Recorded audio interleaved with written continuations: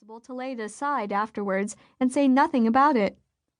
This review from Douglas Jerrold's weekly newspaper was one of the first receptions to Emily Bronte's novel and concluded with the line, "We must leave it to our readers to decide what sort of a book it is."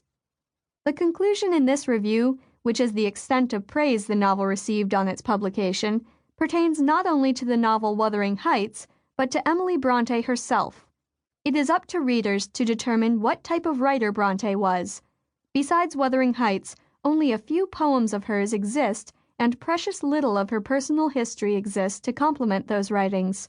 Thus, in order to ascertain what type of writer Brontë was, critics must speculate based on a limited family history, some poems, and one excellent novel. Brontë was one of 6 children born to Reverend Patrick Brontë and Maria Branwell Brontë. Born in Thornton, Yorkshire, England on July 30th, 1818, she was the sister of Maria, Elizabeth, Charlotte, Anne, and Branwell. Her family moved to Haworth when she was 2 years old, and here she first experienced the moors, a part of the Pennine chain of mountains, and here she lived until she died 30 years later. A variety of conflicting influences shaped her life. Her father, of Irish descent, was known for his poetry and imagination even though he was the cleric. Her mother, a staunch Methodist, died when Emily was only 3 years old, so what she knew of her she learned from her siblings and her Aunt Elizabeth, Maria's sister, who raised the children after Maria's death. Elizabeth brought a religious fervor to the house that Brontë soon rejected.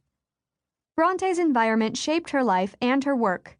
The village of Haworth was isolated and surrounded by moors.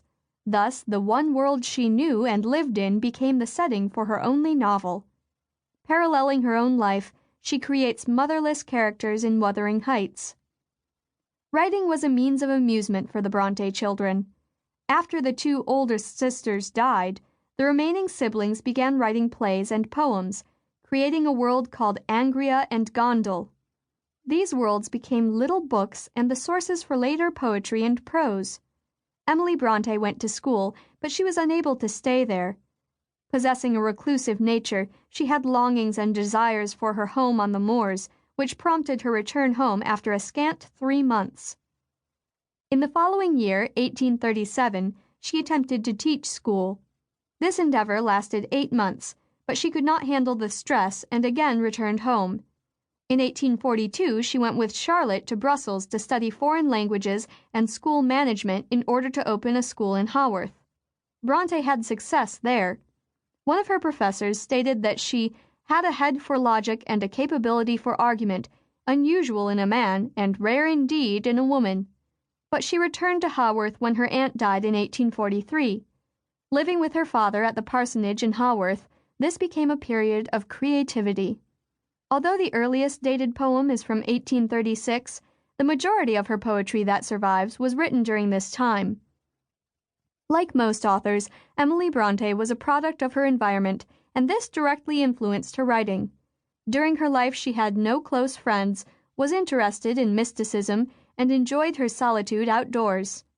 All of these elements grace both her poems and Wuthering Heights. In fact, many contemporary critics praise Emily Brontë first and foremost as a poet, marveling at the poetic nature of Wuthering Heights. In 1845, Charlotte found some of the poetry that Emily had been writing and eventually persuaded her sister to attempt to publish her work. Charlotte and Emily, along with their sister Anne, eventually published a collection of poems under the male names of Currer, Ellis, and Acton Bell. Each pseudonym begins with the same consonant as the writer's name. The sisters paid to have the collection published, and even though it only sold 2 copies, they were undaunted and continued to write. This time, each sister wrote a novel. Evidence suggests that Emily Brontë began writing Wuthering Heights in December 1845 and completed it the next year. A year after that, in July of 1847, Wuthering Heights was accepted for publication. However, it was not printed until December, following the success of Charlotte Brontë's Jane Eyre.